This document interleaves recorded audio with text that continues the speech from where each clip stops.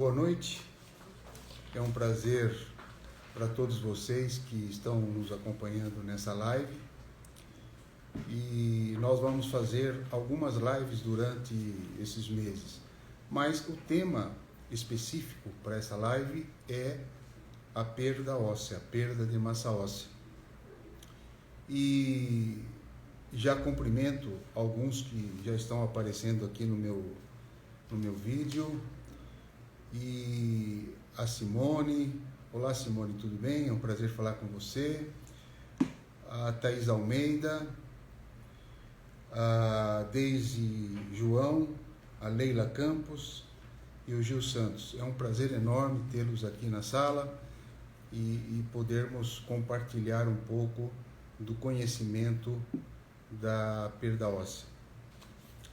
O problema da perda óssea sempre foi um grande problema para a odontologia, porque a odontologia, de uma maneira empírica, ela vê a perda óssea sem analisar a fisiologia celular, sem analisar os acontecimentos de biologia molecular que acontecem numa célula do osso, que de repente ela deveria estar ativada e repor uma nova célula, ela fica inerte. Então, a odontologia, nesses 700 anos, nunca se manteve com o objetivo de resolver o problema molecular. É sempre polimento, raspagem subgengival, raspagem supragengival. Normalmente a raspagem não é possível fazer sem anestesia. O pós-operatório é muito complicado, o paciente sente muita dor. Então, sempre ficou um tratamento que o terror prevalecia. Falava assim em raspagem, a pessoa falava, nossa, eu já fiz 2, 3 vezes, eu não sei se eu vou conseguir fazer essa raspagem. Então, nós fizemos a pós-graduação em biologia molecular, em citogenética e citogenômica. E observamos que o osso, ele funciona da seguinte forma. Ele tem 2 corticais, uma do lado direito, outra do lado esquerdo, e entre essas corticais existem as células da medula óssea. No momento em que você mastiga sobre este dente, o dente vai repassar essa força para o osso. Isto é, toda força mastigatória, quem vai bancar é o osso. Quando o osso recebe essa força mastigatória, eu queria dizer a vocês o seguinte, que ele perde célula na cortical. Acontece que quando essa célula na cortical externa foi perdida, ela emite um sinal químico para a célula da medula óssea mais próxima. E esta célula da medula óssea, com o sinal químico recebido, ela faz o quê? Ela começa a fazer uma mitose, uma reprodução celular, e essa reprodução celular, ela repondo mais uma célula, então repõe aquela célula que perdeu na cortical. Aí você lá está mastigando e de repente perde mais uma célula com a força da mastigação na cortical. Essa célula perdida na cortical emite um sinal químico para a célula da medula mais próxima e essa célula se reproduz e repõe novas células. Então, hoje nós sabemos uma coisa importante. O osso é um tecido que ele se auto-mantém sozinho. À medida em que você perde células na cortical externa, as células da medula óssea interna repõem as células que você perdeu na cortical. Isto é, se no mês você perde 100 células e o osso repõe 100 células, seguindo esse padrão biomolecular, ele está com a sua função correta. Você está perdendo células, mas ao mesmo tempo você está repondo o mesmo número de células. Isso quer dizer, não tem problemas. Acontece que há 25 anos atrás, meus amigos, nós começamos a fazer pesquisa, e nessas pesquisas, com microscópio eletrônico de alta resolução, nós começamos a observar que as células da medula óssea, num determinado momento, ficaram inertes. Ora, se elas ficam inertes, elas não conseguem repor novas células. O que é isso? Quer dizer que a partir desse momento você está perdendo células na cortical enquanto mastiga e as células da medula não repõem novas células. Você perde células e não repõe. Perde, não repõe.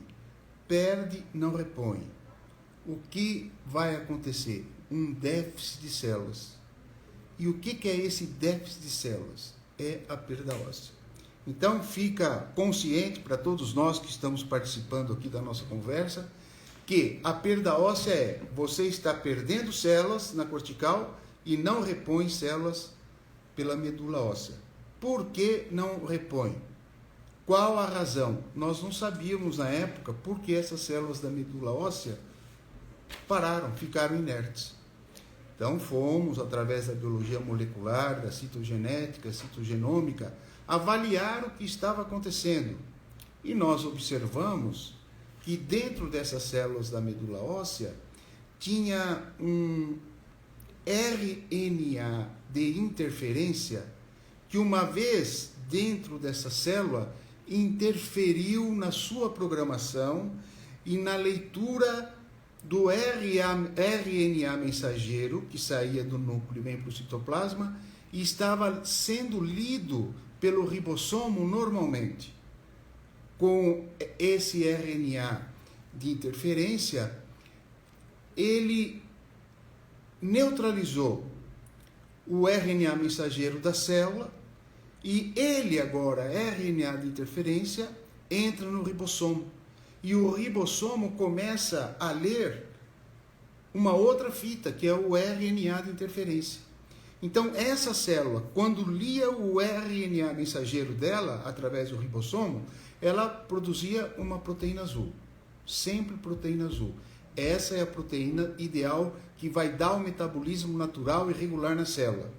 No momento em que o RNA de interferência neutralizou o RNA mensageiro e ele entrou no ribossomo, começou a ser lido pelo ribossomo, o ribossomo começou a fazer o quê? Começou a produzir uma outra proteína de cor verde. E essa proteína de cor verde não tem nada a ver com a célula. Conclusão, o que aconteceu? A célula ficou inerte. Aí, nos meus estudos, e eu gostaria de compartilhar isso com vocês, eu comecei a entender lá atrás o que é uma doença. Na realidade, toda célula a nível de DNA sistêmico, toda célula ela tem que produzir uma proteína certa. Se ela produz aquela proteína certa, o metabolismo da célula está em ordem. Mas vamos supor que existe um gene em mutação nesse genoma todo de 6 bilhões de genes. Este gene sofreu uma mutação. E essa mutação desse gene vai propor a essa célula a fabricar uma outra proteína que não tem nada a ver com ela. Essa proteína, ela começa a paralisar a célula inicialmente, porque não tem nada a ver com o metabolismo da célula. E, por outro lado, essa proteína, ela começa a trocar sinais com o DNA do núcleo da célula, e a troca desses sinais gera mais mutação. E, de repente, essa célula começa a se multiplicar rapidamente, formando um tipo de doença, que pode ser um câncer infiltrativo. Então, veja, o que é a doença? A doença, sistematicamente, baseado na biologia molecular e baseado na citogenética e citogenômica, a doença é: a célula deveria produzir uma proteína correta. De repente, houve mutação de genes. Esse genes é responsável pela produção da proteína certa. A mutação de genes começa a produzir uma outra proteína de uma cor totalmente diferente e a célula, então, no caso da perda óssea, fica inerte. E no caso do câncer, por exemplo, uma doença ativa, ela fica com uma situação muito importante, muito interessante. A minha secretária está me mencionando alguma coisa? Verdade. São 19h17. A nossa live vai até 7h30. Então, eu quero mandar um abraço para a Karen, que entrou também na nossa aula, para a Stephanie, e eu fico muito agradecido, muito feliz de recebê-las nessa situação. Então, veja só, a biologia molecular, ela abre o campo da perda óssea. Essa é a verdade, porque nós entendemos o que acontece dentro da medula óssea e por que essa célula dentro da medula óssea, ela paralisou, porque ela está com RNA de interferência dentro dela. A Thaís Almeida, ela me pergunta, é possível recuperar a perda óssea e gengival? É possível, porque se aquela célula da medula óssea, ela está inerte, eu faço o laser de 1800 miliwatts e eu vou neutralizar o RNA de interferência que estava dentro dela. Eu neutralizo o RNA de interferência e praticamente o ribossomo não fica mais com a fita do RNA de interferência para ler. O DNA da célula, produzindo o RNA mensageiro, percebe que o ribossomo já não tem aquela fita errônea lendo, ele manda o RNA mensageiro novamente para o ribossomo. E o ribossomo volta a produzir a proteína azul, que é a proteína certa daquela célula. Conclusão, essa célula vai dizer, bom, eu produzindo a proteína azul, não tem razão pela qual eu ficar inerte. Eu vou começar a ser ativado, eu vou ativar novamente. Então ela ativa e começa a fazer mitose, reprodução. Ela repõe novas células, ela repõe novas células. Se eu reponho novas células, eu consigo fazer uma regeneração óssea. Como, doutor Vicente? Repondo novas células. E como você repõe novas células? Fazendo com que aquela célula da medula, que estava produzindo uma proteína errônea, volte a produzir a proteína certa de acordo com o código genético da célula, de acordo com o genoma. Eu tenho uma outra pergunta. Como colocar implante se minha boca não abre muito? Tenho problemas de ATM. Deise João. Deise, esse é um outro problema. Normalmente, quando nós vamos fazer o implante, nós fazemos uma sedação do paciente.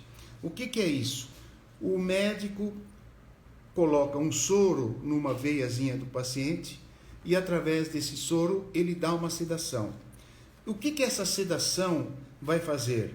Vai fazer com que essa pessoa durma. Então, ela dormindo, nós aplicamos uma anestesia aqui no temporal e masseter, que ela relaxa totalmente a boca. Ela não tem nem consciência do que nós estamos fazendo. A verdade é que quando eu acabo o implante, o médico já dá um antídoto para ela, em 15 minutos ela acorda novamente. Então, na realidade, esse problema de abertura pequena da boca é corrigido através da sedação.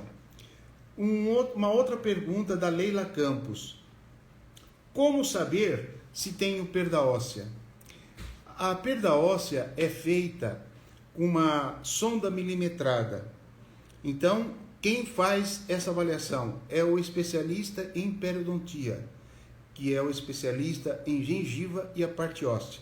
Então, ele vem entre o colo do dente e a gengiva e coloca a sonda milimetrada. Essa sonda marca, por exemplo, 8, 9 milímetros de profundidade de bolsa. Esses 8, 9 milímetros de profundidade de bolsa quer dizer o quê? Que existe uma reabsorção óssea ali. Aí nós pedimos uma radiografia panorâmica digital e através da radiografia nós temos um mapeamento da perda óssea. Esse tratamento da perda óssea é feito no quadrante 1, 2, 3 e 4. Superior direito, esquerdo, inferior esquerdo e direito. Algumas pessoas me perguntam, eu tenho o problema de perda óssea em um dente. Isso não é possível. Se você tem um problema de perda óssea em um dente, efetivamente você está com perda óssea na boca toda. É só passar a sonda milimetrada nos nossos dentes e nós vamos observar. Pode ser até uma perda óssea.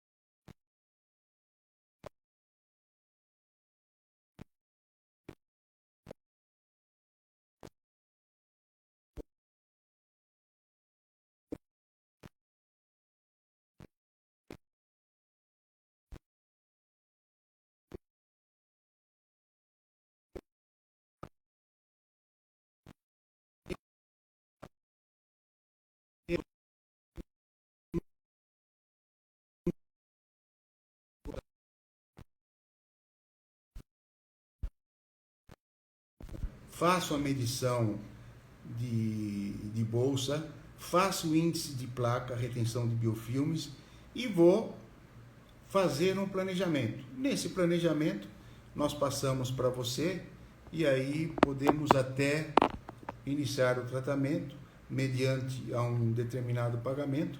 E nós temos uma gerente financeira aqui na clínica que trabalha há muitos anos conosco, que é a Janete, e ela parcela isso para você. Não tem problemas em você vir e problemas em fazer o tratamento. Nós parcelamos e colocamos o tratamento nas possibilidades econômicas das pessoas que estão nos procurando. Eu estou recebendo aqui mais amigos, né? Nesse momento a sala tem 14 pessoas que entraram. Muito obrigado pela participação de vocês. Espero que essa seja a primeira de uma série de lives que nós vamos programar. Um outro detalhe é que no tratamento da perda óssea nós usamos o laser. O laser, ele faz uma terapia aonde ele neutraliza o RNA de interferência que fez aquela célula produzir uma outra proteína. E isto nós conseguimos fazer com que o ribossomo consiga ler o RNA mensageiro que veio do núcleo, porque, veja bem, todo DNA, a célula tem uma memória celular. Quem dá essa memória celular para a célula? O DNA. E o DNA, ele não sai do núcleo. Ele não pode vir para o citoplasma. Todas as vezes que eu vi um DNA no citoplasma, essa célula estará com grandes problemas funcionais. Então, o DNA, ele fabrica um RNA mensageiro. Por quê? Porque é através do RNA mensageiro que ele sai do núcleo e vem para o citoplasma celular. É nesse momento que o RNA mensageiro está trazendo a memória celular. E essa memória celular vai ser lida por uma estrutura que tem duas partes, uma superior, outra inferior, é o ribossomo. Então, a fita do RNA mensageiro passa no ribossomo e ele consegue ler. Como ele lê essa fita? Cada 3 pauzinhos, isto é, cada 3 bases nitrogenadas é um aminoácido. Então, a fita é lida sempre de 3 em 3. Então, quando ela lê a primeira trinca, que são 3 bases nitrogenadas, que é igual ao aminoácido, ela acopla o aminoácido correspondente. Aí ela lê a segunda trinca, acopla o segundo aminoácido correspondente. Lê a terceira trinca, acopla o terceiro aminoácido. Então, dessa forma que a célula vai produzindo o quê? Uma cadeia linear de aminoácidos é o quê? Uma proteína. E a proteína tem um papel importante na célula. Por quê? Porque é ela que vai dar substrato nessa memória celular que foi passada por ela através do DNA, do RNA mensageiro e com a leitura do ribossomo. Essa é a situação importante. Um outro fato é que se eu pergunto para vocês todos que estão nos acompanhando agora, qual é o solvente que tem dentro da célula? Água. Nós nos preocupamos muito com pH salivar e com pH do sangue, porque todas as células que estão dentro de um pH abertas, como a minha mão, estão dentro de um pH alcalino, elas trocam substâncias com meio intercelular e com outras células. Mas, se nessa célula chegar um sangue ácido, na condição, por exemplo, 2.0, bem abaixo de 7, não é interessante para ela ficar aberta. A hora que chega o sangue ácido, o que a célula faz? Ela se comprime, ela se fecha. Porque se este pH ácido estiver dentro dela, vai analisar e vai acontecer uma série de alterações funcionais que essa célula pode gerar até necrose nessa célula. Então, veja, nós vamos deixar para uma outra live essa parte do pH salivar. Nós vamos deixar para uma outra live a física quântica e o salto quântico do elétron de uma eletrosfera para outra e produzir o fóton. Nós vamos falar um pouco de fótons, porque os fótons ativam a mitocôndria celular e essa mitocôndria gera a ATP, que é a energia. Ela gera 3 fosfatos. E é esse ATP que ela gera dá energia para que essa célula tenha capacidade de continuar fazendo mitose. É um assunto muito bacana e eu tenho certeza que vocês vão gostar. E vamos falar também da química orgânica, analisando as ligações covalentes e iônicas e analisando estrutura molecular de matéria, vapor e energia. Nós vamos analisar o que representa a estrutura molecular da matéria, porque matéria e energia são a mesma coisa em diferentes níveis de vibração. Então, sobre esse tema, nós vamos conversar, e é um tema que não serve só para perda óssea, é um tema que vai servir para o conhecimento de cada um de vocês. Eu digo isso porque tudo isso me ajudou muito no meu crescimento interior. Hoje eu entendo muito como as energias funcionam, eu entendo muito como a célula precisa de energia. Eu estive há pouco fazendo algumas fotos de células em mitose. A hora que a célula está fazendo a mitose, existe como se fosse dela um flash dentro dela, numa microscopia eletrônica, e eu tenho essas fotos, quero mostrar inclusive para vocês. É um facho de luz. Por quê? Porque a célula tem atividade de energia dentro dela e ela precisa liberar energia para fazer mitose. Sem energia, não tem reprodução celular. Um abraço para vocês. Eu quero dar um obrigado a todos. E vamos fazer mais lives. E eu quero que a minha atendente, ela programa as lives nos dias direitinho e comentem com vocês todos, porque vai ser uma sequência muito interessante. Vocês podem fazer até um conteúdo científico interessante. Agradeço a participação de todos, muito obrigado e até a próxima live. Que Deus abençoe a todos e um bom feriado aí de segunda-feira.